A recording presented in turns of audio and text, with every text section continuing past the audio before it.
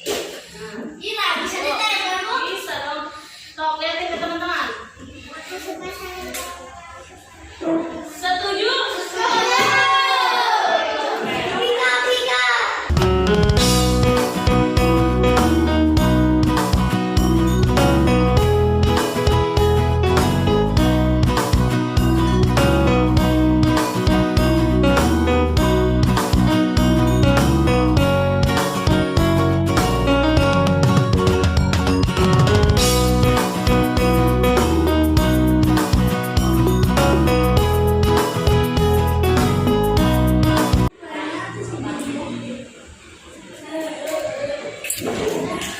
Sudah setuju seperti ini?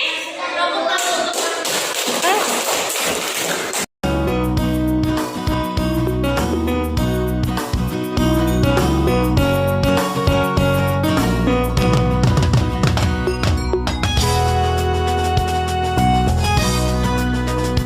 Assalamualaikum warahmatullahi wabarakatuh. Yang terhormat Bapak Ibu serta staf karyawan UPTD SD Negeri 5 Mekarsari. Sebelumnya izinkan saya untuk membacakan susunan acara pertemuan kita siang hari ini. Untuk acara yang pertama yaitu pembukaan. Untuk acara yang kedua yaitu sambutan dari Kepala UPTD SD Negeri 5 Mekarsari. Untuk selanjutnya diseminasi modul 1.4 penerapan budaya positif. Untuk yang kelima yaitu doa dan yang terakhir penutup. Bismillahirrahmanirrahim. Assalamualaikum warahmatullahi wabarakatuh. Waalaikumsalam. Bapak dan Ibu yang saya hormati, alhamdulillah pada pagi menjelang siang hari ini kita bisa melaksanakan kegiatan di mana kegiatan ini dapat terlaksana berkat adanya guru penggerak di sekolah kita, karena kesempatan ini tidak dimiliki oleh semua sekolah. Hanya sekolah yang memiliki guru penggerak yang bisa melaksanakan kegiatan seperti ini. Begitu kita apresiasi yang luar biasa buat Ibu Irma. Mudah-mudahan semangat ini selalu berkobar untuk meningkatkan kompetensi kita dalam rangka bagaimana kita meningkatkan pelayanan terhadap siswa dengan selalu menambah ilmu, bagaimana caranya supaya SDN Mekarsari semakin maju. Salah satunya dengan adanya kegiatan yang dimotori oleh guru penggerak yang insya Allah pada kali ini akan menyampaikan materi mengenai budaya positif di sekolah.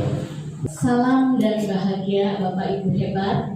Terima kasih atas kehadirannya yang sudah menyempatkan waktu di tengah kesibukan aktivitas masing-masing. Apalagi ada juga tamu-tamu dari luar sekolah, saya sangat tersanjung. Alhamdulillah hari ini ada beberapa guru dari sekolah-sekolah lain dari gugus 2 yang turut menyempatkan hadir. Saya ucapkan terima kasih yang sebesar-besarnya kepada Bapak Ibu sekalian.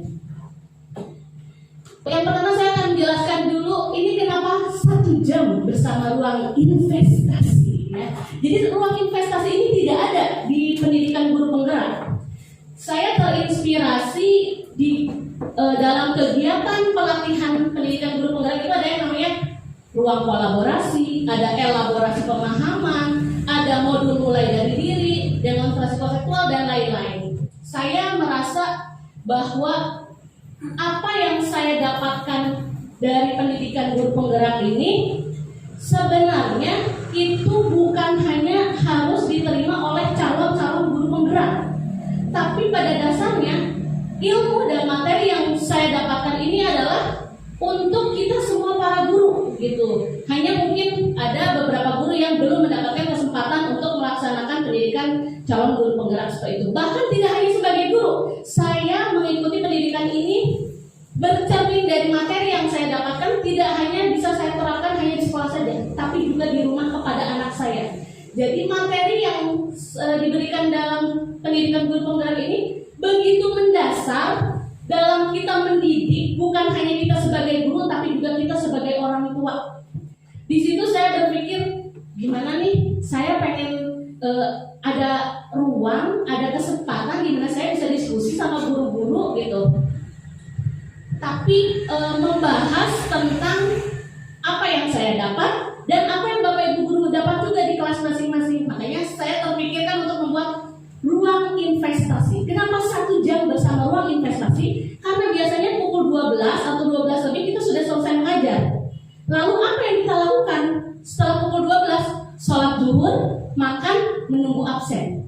Makanya dari situ saya pikir, wah, di jam-jam menunggu absen nih harusnya kita bisa memanfaatkan 1 jam sebelum pulang kita adakan diskusi ruang investasi, inovasi, kolaborasi, dan refleksi. Inovasi, saya mungkin dalam kegiatan ini ke depannya, bukan hanya hari ini, bisa mencurahkan inovasi apa yang sedang saya lakukan, apa yang pernah saya lakukan, atau Bapak Ibu guru, inovasi apa di kelas Bapak Ibu guru yang pernah dilakukan.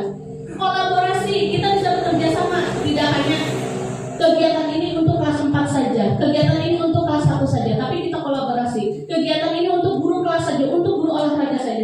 Saya pribadi pun sudah pernah melakukan kolaborasi dengan guru PJOK dalam melaksanakan proyek kelas. Selain itu juga saya pernah kolaborasi dengan guru mata pelajaran agama dalam melaksanakan proyek kelas, di mana anak membuat satu produk yang setelah produknya itu selesai, nilainya itu bisa masuk ke saya sebagai guru kelas, bisa juga oleh guru mata pelajaran, misalkan dipakai untuk nilai KRI juga, seperti itu.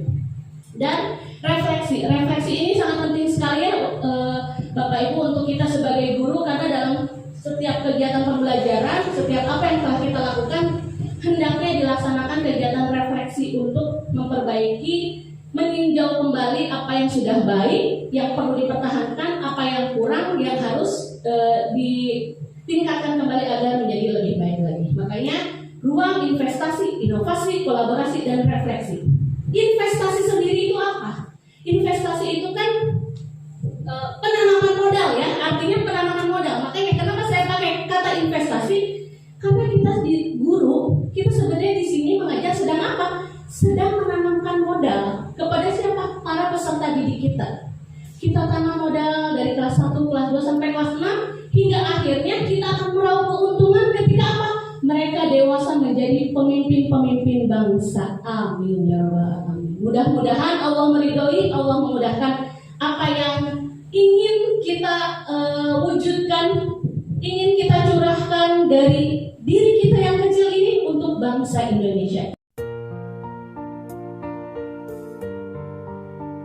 Sebelum memulai, ini ada pertanyaan pemantik.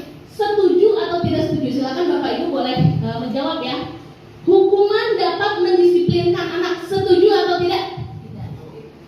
Yang setuju, dong. Ayo, nggak apa-apa. Setuju. 1. Yang tidak setuju, 2. Setuju. Tidak setuju? Tidak setuju. Oke, ya. Hukuman dapat mendisiplinkan anak. Ternyata berbagai pendapat ya. Ada yang setuju, ada yang tidak. Yang kedua, pemberian hukuman dengan hal positif, berarti ngehukum tapi dengan hal-hal yang positif ya. Membaca atau membersihkan halaman sekolah dapat meningkatkan disiplin anak. Setuju tidak setuju? Setuju? Setuju. Ada yang tidak setuju? Oh, tidak ada. Setuju semua. Yang ketiga, memberi penghargaan, contohnya reward ya, bintang, permen, ujian dan lain-lain, dapat meningkatkan motivasi belajar anak. Setuju? Setuju. Di dalam modul ini kita akan tahu jawabannya. Apakah yang selama ini ada di pikiran kita, ini pasti benar, ini pasti baik, apakah benar atau tidak? Saya minta Bu Widya dan Pak Yogi coba ke depan. Ada A dan B ya, Bu Widya, Pak Yogi. Ini ada secari kertas, silakan dipegang satu-satu. Tulislah apa yang menurut Bu Widya dan Pak Yogi berharga. Misalkan HP, motor, anak. Silakan nih Pak, boleh pulpen ini. Bebas. Uang boleh ya. HP misalkan, motor, laptop dan lain-lain, silakan tulis di satu kertas. Oleh Pak Yogi di sini, Bu Widya di sini. Lalu kertas itu silakan digenggam sekuat tenaga. Bu Widya di sebelah sini, ya lihatnya ke sini. Digenggam. Kita lihat ya. Teman Anda berarti saya ya, akan mencoba dengan sekuat tenaga dengan berbagai cara untuk meminta Anda memberikan benda tersebut. Yogi mau katanya, baru ditawar 5.000 udah mau.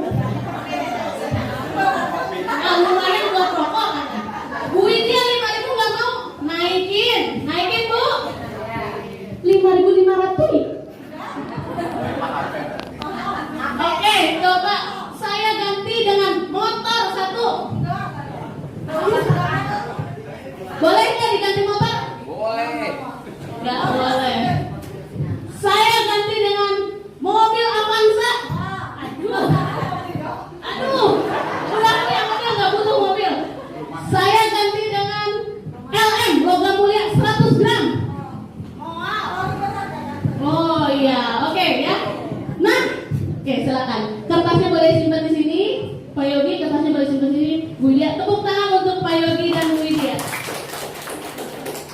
Jawabannya Pak Yogi, uang ya. Ternyata Pak Yogi uang, karena di sini tidak ditulis 5.000. Lumayan lah kata Pak Yogi ya. Kalau Bu Widya, ini apa yang berharga bagi Bu Widya? Anak, Masya Allah ya, anak. Jadi dikasih mobil, dikasih LM 100 gram, bukan nggak mau, ini berharga untuk saya. Dan suami bisa juga ya. Nah, kesimpulannya Bapak Ibu, tadi Pak Yogi mau 5.000. Sebenarnya itu bukan saya kontrol, tapi siapa? Pak Yogi sendiri. Contohnya ada di mana? Ada di Bu Widya. Ketika Bu Widya nggak mau, berapapun yang saya berikan tidak akan. Jadi, yang dapat mengontrol diri sendiri itu diri sendiri, bukan orang lain. Kita balikan kepada guru. Kadang kita merasa, Neng, gerak diajar, sing rajin, mungkin nilainya 100, dan anak itu belajar. Waduh, Bu Abi atuh kamari. Padahal bukan, Bu. Pak, bukan. Memang kemauan anak itu sendiri mau belajar. Ya. Eta Neng, sabukeun eta tah. Bala. Ya, kalau enggak nanti dihukum bending ya, lamun kelasnya kalotor kayaknya sakelas dihukum. Akhirnya mereka sapu, mereka bersih-bersih. Karena siapa? Karena gurunya galak. Bukan. Sebenarnya itu karena keinginan sendiri itu diri sendiri. Sekalipun anak kecil, sekalipun murid, sebenarnya apa yang kita lakukan dalam kebaikan maupun keburukan yang dapat mengontrol murid kita menjadi murid yang baik atau murid yang tidak disiplin adalah dia sendiri, anak itu sendiri. Perubahan paradigma stimulus respon teori kontrol. Siapa sesungguhnya yang memiliki kontrol? Kita mencoba mengubah orang agar berpandangan sama dengan kita. Teori kontrolnya kita berusaha memahami pandangan orang lain tentang dunia. Jadi yang harusnya itu seperti ini, teori kontrol ya. Biasanya kita perilaku buruk dilihat sebagai suatu kesalahan. Biasanya kita gitu, kalau melihat anak buang sampah sembarangan, bolos misalkan, atau mukul temannya, berantem, dianggap suatu kesalahan. Padahal semua perilaku memiliki tujuan. Sekalipun anak itu berantem, itu pasti memiliki tujuan. Pemaksaan ada ketika bujukan gagal, ketika kita udah pelan-pelan, oh ini anak mah nggak bisa didiemin, nggak bisa dibageran ya mah, akhirnya harus diancam. Sebenarnya adalah yang harus dilakukan kolaborasi dan konsensus atau kesepakatan bersama. Inilah kesepakatan bersama akan menciptakan pilihan-pilihan baru. Contohnya misalkan kayak tadi, bersihin kelas, disuruh sasapu nggak mau, akhirnya dipaksa. Coba kalau kita balikin, ini nggak apa-apa ibu mah kalau kelasnya nggak disapuin, nggak bersih juga nggak apa-apa. Tapi gimana ya kalau misalkan kelas kita kotor, nyaman nggak sih kita? Tuh enak bu, bau bu, ninggalin. Nah akhirnya mereka sadar sendiri. Oh iya, terus apa yang harus kita lakukan ya? Bu, ini berarti bu piket harus rajin bu, harus tanggung jawab. Akhirnya mereka akan menemukan solusinya sendiri gitu. Dengan kesepakatan kita tidak sedang memaksa anak, tapi anak yang memunculkan sendiri apa yang harus dia lakukan tanpa terpaksa. Apakah makna disiplin? Berasal dari bahasa Latin, ternyata disiplina, yang artinya belajar. Bapak Ibu, disiplin itu ternyata belajar. Saya sendiri baru tahu. Saya sendiri biasanya mengartikan kata disiplin itu apa? Patuh. Ya, disiplin sesuai aturan. Ternyata disiplin itu belajar. Yang namanya belajar, ada kesalahan wajar ya harusnya. Yang kedua, teori motivasi, hukuman, dan penghargaan serta restitusi. Ini kita akan menjawab pertanyaan pemantik tadi yang setuju nggak kalau menghukum itu dapat mendisiplinkan, seperti itu ya. Teori motivasi, nah ini motivasi eksternal, berarti motivasi dari luar. Anggap saja saya misalkan murid ya, untuk menghindari ketidaknyamanan atau hukuman, apa yang akan terjadi apabila saya tidak melakukannya. Contohnya misalkan Ibu Widya memberi hukuman ketika anak tidak mengerjakan PR, lari keliling 2 keliling lapangan misalkan gitu. Apa yang akan terjadi bila saya tidak melakukannya? Oh, saya mau ngerjain PR karena kalau nggak ngerjain PR nanti dihukum sama Bu Widya. Itu adalah motivasi eksternal karena takut atau penghargaan. Oh, saya mau ngerjain PR soalnya kalau ngerjain PR nanti sama Bu Widya suka dikasih permen. Itu motivasi eksternal dari luar. Nah ini yang kedua ya, yang tadi permen. Untuk mendapatkan imbalan dari orang lain atau institusi. Apa yang akan saya dapatkan bila saya melakukannya? Saya ngerjain PR karena nanti pasti dapat permen. Motivasi eksternal. Yang harus kita tanamkan adalah ini, motivasi internal. Ini adalah tujuan disiplin positif. Untuk menghargai diri sendiri. Dia melakukan itu karena dia tahu dia harus melakukan itu. Saya akan menjadi orang yang seperti apa bila saya melakukannya? Saya harus belajar, karena belajar itu penting bagi saya. Saya harus ngerjain PR, karena saya adalah anak yang bertanggung jawab. Terlepas dari Bu dia ngasih hukuman atau ngasih permen, saya harus mengerjakan PR. Seperti itu. Itu adalah motivasi internal. PR kita sebagai guru adalah menumbuhkan motivasi internal. Penghargaan menghukum. Apa sih penghargaan menghukum? Nah ini yang benar-benar saya bilang sama Pak Mantri, Pak, saya merasa tertampar. Kata Bapak, sakit gak ya? Saya merasa tertampar karena apa? Saya memberi penghargaan kepada murid saya untuk menghindari hukuman. Ternyata ketika saya memberi penghargaan, saya sedang menghukum anak. Maksudnya gimana, Bu? Contoh, ada anak misalkan nilai PAS-nya dapat 100, saya kasih hadiah sosis. Wah, hebat kamu 100 dapat sosis. Besoknya dia 100 lagi. Wah, hebat dapat sosis ya. Saya pikir itu memotivasi, tapi ternyata apa? Kita lihat, ternyata si anak itu sebenarnya dia merasa tertekan. Tertekannya gimana? Abi kemarin dapat sosis dari nilai 100. Isuk Abi dapat 100. Itu bapak turun kumaha. Aduh, aku pokoknya pengen dapat sosis lagi dari Bu Irma. Gimana caranya? Akhirnya dia sebenarnya dia terhukum. Dia harus dapat 100, harus. Itu yang pertama. Yang kedua, kemarin Mama seneng. Ma, aku dapat sosis dari Bu Irma. Wah, hebat. Kalau besok aku nggak dapat sosis, kalau nilai aku nggak 100, Mama pasti sedih. Kumaha yang akhirnya dia akan merasa jadi anak yang gagal, yang harus berusaha tanpa beserta motivasi eksternal, tanpa motivasi internal. Akhirnya dia tertekan, merasa terhukum. Yang ketiga, teman-teman. Misalkan Raffi biasa nilai 100, akhirnya nyeletuklah teman. Lah paling nilai 100 si Raffi deui, abi mah moal. Raffi mendengar itu, tekanan batin enggak Ibu? Aduh, makanya cek si eta abi bakalan 100 ya, lamun besar 100 kumaha. Nah, ya, jadi sebenarnya penghargaan itu menghukum. Dan yang terakhir, misalkan yang nilainya 95, dia nggak dapat sosis. Besar nggak sih nilai 95? Tapi dia merasa gagal. Percuma menang 85 dan menang sosis dia di Bu Irma. Ya, jadi sebenarnya penghargaan adalah menghukum. Jadi bagaimana kita jadi guru ya Bapak Ibu? Disuruh untuk tidak menggunakan sepatu seharian karena dia tidak menggunakan sepatu hitam. Misalkan peraturan sekolahnya harus sepatu hitam karena dia pakai sepatu putih, jadi dia nggak boleh pakai sepatu seharian. Hukuman atau konsekuensi? Hukuman. Lari mengelilingi lapangan basket 2 kali karena terlambat 10 menit untuk pelajaran PJOK. Nah, hukuman konsekuensi Pak PJOK?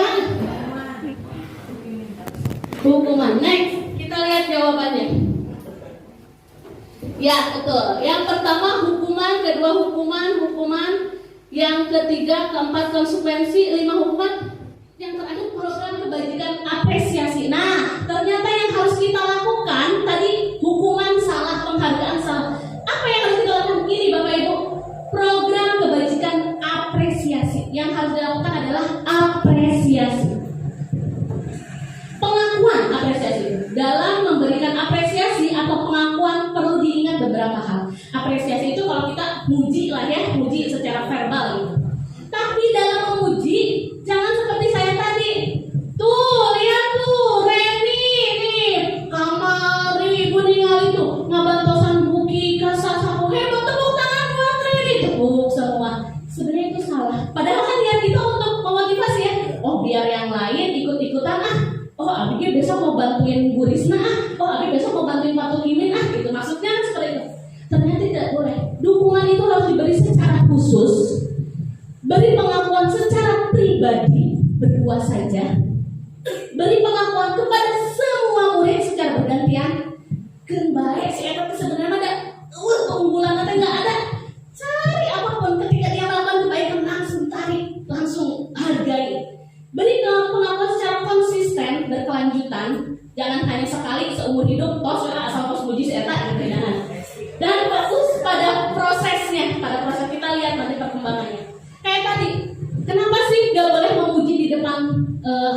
teman-teman. Kenapa? Padahal saya pribadi gitu ya, yang memotivasi orang lain. Contoh, misalkan murid saya Anissa. Saya lihat Anissa itu piketnya hari Senin. Hari Jumat dia bantuin temannya piket. Misalkan saya panggil Anissa di depan teman-temannya, tepuk tangan untuk Anissa. Anissa itu harusnya piket Senin, tapi sekarang hari Jumat dia bukan piket, dia membantu teman-temannya. Hebat Anissa, tepuk tangan. Anissa bangga? Bangga. Tapi apakah mata kita 24 jam melihat murid? Gimana kalau ada anak lain yang seperti itu? Padahal Abi Kamali piket Rabu, hari Kamis piket beri puji Bu Irma. Nah, ternyata itu. Atau pada nama Anissa dengan sasaku sageru, Abi tuh ngepreman sakiku tuh dipuji Bu Irma. Itu ternyata ya. Ternyata tidak semua hal baik diterima baik oleh orang lain ya. Jadi makanya kenapa harus secara khusus, secara pribadi. Seperti tadi ada anak yang sebenarnya dia kayaknya ini dari jauh dari budaya positif, dari sikap yang baik.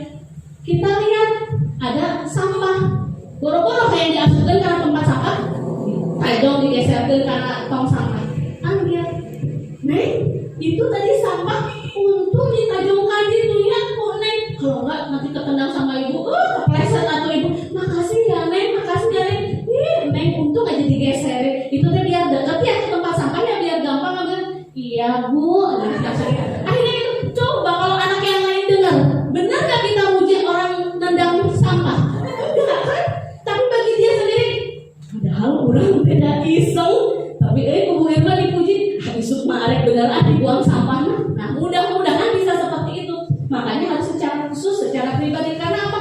Tidak semua hal baik itu spesial untuk orang lain. Mungkin bagi si A buang sampah spesial, tapi bagi si B, saya setiap hari juga buang sampah ke tempatnya. Gak perlu dipuji, gak perlu apa, juga saya buang sampah ke tempatnya. Seperti itu.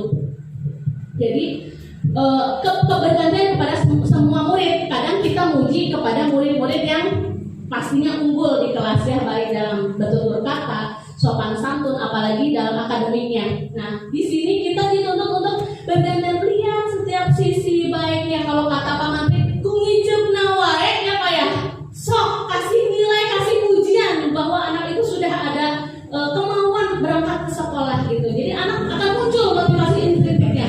Dan apa? Dia dipuji tidak di depan teman-teman. Ketika besok dia tidak melakukan hal yang sama, tidak jadi beban. Misalkan dipuji sama Bu Irma karena buang sampah, karena dipuji di depan teman, wah setiap hari saya harus buang sampah, akhirnya tertekan. Tapi ketika di belakang layar dipuji sama Bu Irma karena buang sampah, besok nggak buang sampah, ya nggak apa-apa. Pas ingat buang sampah lagi, ya nggak apa-apa. Jadi tidak ada tekanan batin juga untuk anak itu. Tapi kalau restitusi, bahasa yang akan digunakan adalah apa yang kamu yakini, benar nggak menurut kamu? Apa yang bisa kamu lakukan untuk memperbaiki masalah ini? Dibalikin lagi ke anak. Cik, ayeuna ya gelas geus bagus. Terus kumaha ya? Enggak yang kita, bukan kita. Sok beresan, bersihan, pokoknya ibu alim, ieu kotor kan. Tidak seperti itu. Tapi ketika gelas pecah, terus harus gimana ya gelasnya pecah ya? Terus ini lantainya basah gimana ya? Anak akan berpikir sendiri. Oh iya Bu, saya beresin Bu. Oh iya Bu, saya ganti Bu gelasnya Bu. Kan kasihan nanti ibu minumnya pakai apa gitu. Jadi beda ya, beda kata-katanya. Jadi pada endingnya, terakhirnya memberikan hukuman berefek negatif untuk murid, memberikan konsekuensi netral, bisa positif bisa negatif tergantung teori kontrol masing-masing. Yang merasa ini adalah baik buat saya pasti jadi positif, yang merasa aduh gak nyaman nih disuruh tanggung jawab pasti dia akan negatif. Netral. Tapi ketika kita melaksanakan restitusi pasti akan berakibat positif untuk murid. Apa itu restitusi? Dari tadi Bu Irma bilang restitusi. Naon sih restitusi teh? Restitusi adalah proses menciptakan kondisi bagi murid untuk memperbaiki kesalahan mereka, sehingga mereka bisa kembali pada kelompok mereka dengan karakter yang lebih kuat. Restitusi juga merupakan proses kolaboratif yang mengajarkan murid untuk mencari solusi untuk masalah mereka dan membantu murid berpikir tentang orang seperti apa yang mereka inginkan. Mereka ingin menjadi tujuan mulia pastinya, dan bagaimana mereka harus memperlakukan orang lain. Di sini kuncinya kenapa kita harus melaksanakan restitusi. Ciri-ciri restitusi ada 9. Yang pertama, bukan untuk menebus kesalahan, namun untuk belajar dari kesalahan. Jadi restitusi itu bukan menebus. Kalau konsekuensi tadi menebus ya, masih menebus. Kalau restitusi bukan menebus, tapi belajar. Nasi sudah menjadi bubur, kumaha deui yang udah tos kejadian. Ayo bikin jadi bubur spesial biar nikmat. Nah, gitu. Jadi restitusi, ya udah ibu tahu kamu melakukan kesalahan. Ayo harus gimana nih biar kesalahan kamu tidak terlalu buruk untuk kita gitu. Yang kedua, memperbaiki hubungan. Ketika tadi konsekuensi yang pembuat masalah diberi konsekuensi, si korban dibiarkan tidak mendapat apa-apa. Kalau di sini memperbaiki hubungan, akhirnya mereka dapat kembali ke kelompoknya, mereka bisa bermain lagi dan lain-lain. Yang ketiga, restitusi itu berupa tawaran, bukan paksaan. Jadi kita akan selalu menawarkan ke anak. Nanti ada pertanyaan lagi setelah ini, ada pertanyaan. Jadi biarkan anak yang menentukan. Ketika sudah ada peraturan kelas yang sudah menjadi keyakinan kelas, berarti sudah masuk dalam diri masing-masing, maka lingkungan akan positif. Yang akan dilakukan anak-anak akan bernuansa, beraura positif. Ketika lingkungan sudah positif, maka akan tumbuhlah budaya positif. Dasar manusia. Masih semangat gak ibu-ibu? Aduh, mohon maaf ini banyak sekali materinya ya. Tapi mudah-mudahan dapat menambah wawasan bagi semuanya. Mudah-mudahan yang datang di sini juga tergerak hatinya untuk turut mempelajari materi ini. Kebutuhan dasar manusia. Ada 5 kebutuhan dasar manusia. Kasih sayang dan rasa diterima, penguasaan, bertahan hidup, kesenangan, kebebasan. Tadi di awal saya menyebutkan anak yang melakukan hal yang negatif, yang tidak melakukan budaya positif, dia pasti punya alasan sekalipun anak itu berantem, ya. Contoh, misalkan dari kelas saya Irwan, ya. Oh ini ada apa? Yazan lecet, ininya kenapa? Mau ditonjok, tapi yazannya noleh, akhirnya kecakar sama bukunya lecet. Irwan melakukan itu pasti ada tujuannya, tidak semata-mata orang nonjok. Pas ditanya, Irwan kenapa? Abi nuju sholat bu, ditajong.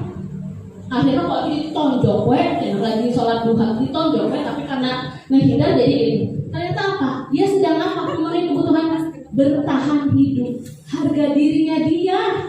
Saya lagi sholat, ditajong. Akhirnya ya udah balas aja, cuman apa? Pikirannya pendek. Anak-anak, nah disitulah kita harus mendekati bahwa jangan melakukan hal-hal yang membahayakan, yang lain-lain. Nah itu seperti itu. Jadi bahkan anak yang berantem pun, anak yang melakukan kesalahan yang menurut kita ini masalah kita, itu pasti ada tujuannya. Dan tujuannya apa? Sedang berusaha memenuhi kebutuhan dasar manusia.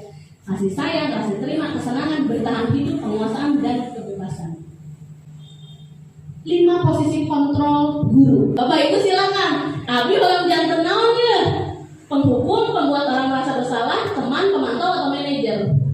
Nah, ternyata saya pribadi menghindari penghukum karena dari awal saya nggak mau dianggap guru yang galak, saya nggak mau dianggap guru yang tukang hukum. Akhirnya apa? Ternyata saya tuh berada di sini, membuat orang merasa bersalah. Neng, kumaha sih kan kata ibu juga beresin mejanya, tuh malu atuh sama Pak Yogi lewat ke sini meja berantakan. Neng mah jadi Pak Yogi tanya karena kelas bu dia materi berantakan. Akhirnya anak itu apa? Gara-gara saya bu dia mah jadi malu sama Pak Yogi, merasa bersalah. Dia takut gurunya kecewa. Neng, kumaha sih ini? Ibu udah ngajarin benar-benar matematika, kok nilainya pada kecil-kecil. Ibu kecewa sama kalian, harus gimana lagi ibu ngajarinnya? Hanya anak apa? Merasa bersalah. Hanya guruna aku udah belajar benar-benar, jadi Bu Irma kecewa. Itu sebenarnya itu saya merasa benar. Biarin aja anak sadar kesalahannya sendiri gitu ya. Ternyata ini adalah identitas gagal. Yang kedua, saya biasa di posisi teman juga. Biar misalkan dengan bahasa-bahasa dengan teman, bahasa-bahasa yang santai seperti itu ya. Itu lumayan, ternyata identitas berhasil ya teman. Dan juga saya sering di posisi pemantau. Saya sering sekali, yaitu kalau posisi pemantau itu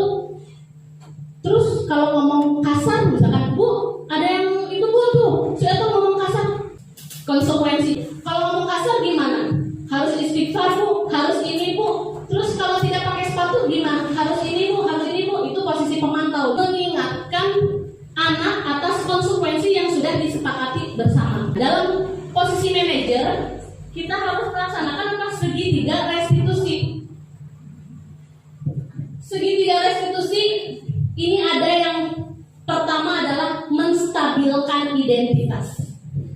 Setiap orang pernah melakukan kesalahan. Kamu bukan satu-satunya yang pernah melakukan ini. Contoh, misalkan gelas saya pecah sama anak lagi lari-lari main di kelas, misalkan gelas saya pecah. Kita jangan langsung, udah lupakan gua ya tak, jadi beda ibu kesenggol, jangan gitu. Tapi, naik sini, lihat itu gelasnya pecah. Iya Bu, maaf ya Bu, nggak sengaja. Nggak apa-apa. Semua orang pasti pernah melakukan kesalahan. Bukan hanya kamu, ibu juga dulu. Wah, ibu masih kecil mah, lari ke sana, lari ke sini. Gelas mama ibu juga sering banyak yang pecah. Jadi anak akan percaya, oh iya ya, ternyata bukan saya saja yang tersudutkan. Oh iya ya, ternyata ini hal yang wajar yang bisa dilakukan gitu. Jadi kita stabilkan dulu identitasnya. Selanjutnya validasi kebutuhan. Kamu tentu punya alasan kenapa melakukan itu. Ada cara yang lebih efektif nggak untuk mendapatkan apa yang kamu butuhkan misalkan? Kenapa sih gelas ibu bisa pecah? Kamu pasti ada alasannya. Kenapa kamu bisa nyenggol? Ya Bu, aku tak lari-lari Bu ke sana, jadi aja kesenggol. Kenapa kamu lari-lari? Ya Bu, takut ditinggalin. Aku mau jajan atau aku mau apa? Jadi pasti ada alasannya seperti itu. Kita hargai setiap anak. Validasi kebutuhan. Kita tahu kenapa anak itu melakukan seperti itu. Pasti ada kebutuhan yang ingin dipenuhi. Lalu yang ketiga yaitu menanyakan keyakinan. Nilai apa yang telah kita sepakati. Nah, makanya tadi saya menjelaskan, ayo kita bikin keyakinan kelas. Jadi dibalikin lagi. Masih ingat kan keyakinan kelas kita? Ingat Bu, apa? Bertanggung jawab Bu. Oh iya, terus gimana? Apa yang harus kamu lakukan? Saya beresin ya Bu gelasnya. Seperti itu. Jadi akhirnya solusi juga keluar dari anak sendiri tanpa anak merasa gagal, merasa jadi orang yang paling buruk seperti itu. Terakhir kamu ingin jadi orang yang seperti apa? Maksudnya gini, kalau secara kasar ada kiu-kiu, hirup teh, kasarnya kayak gitu ya. Kamu ingin jadi orang yang seperti apa? Ingin jadi orang yang lebih bertanggung jawab, ingin jadi orang, nah gitu seperti itu. Kita kuatkan lagi. Ini adalah proses segitiga restitusi. Dalam proses segitiga restitusi, ini dapat kita terapkan dalam memecahkan masalah atau mendisiplinkan anak. Terima kasih. Untuk penutup, saya ada sebuah video. Ini adalah sebuah praktik segitiga restitusi saya di sekolah SDN 5 Mekarsari. Selamat menyaksikan. Jadi dari tadi saya berbicara, buktinya mana?